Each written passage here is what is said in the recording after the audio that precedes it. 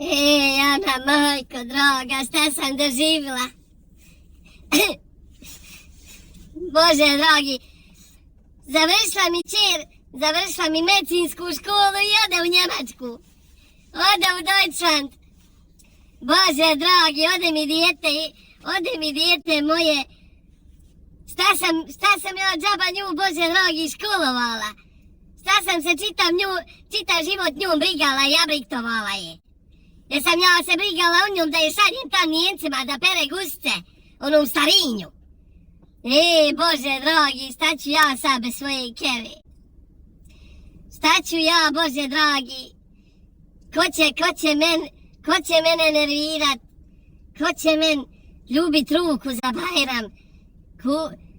Kupit mi šta? Kesu kakvu za Bajram, obradovat me.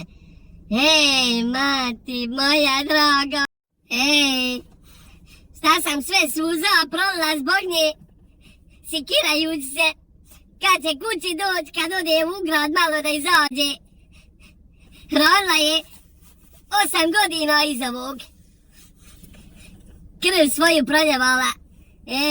Bože.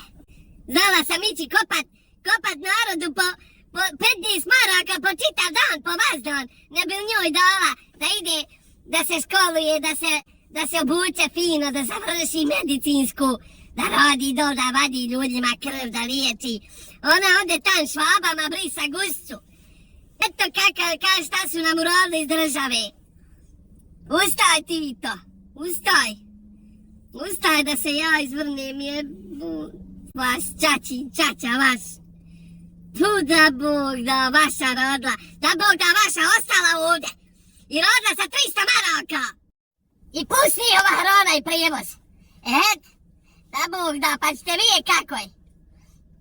Šaljte vi svoju djecu. Bože drogi, išćerali ste nas sve. Sve ćete nas išćerat. Još ovaj men moj konj govori, pusti dijete, nek ide, nek se snalazi. Idi ti konju jedan, idi ti, ja sam evo rodila. Ja sam evom sisu davala 8 godina, nisi ti. Puh,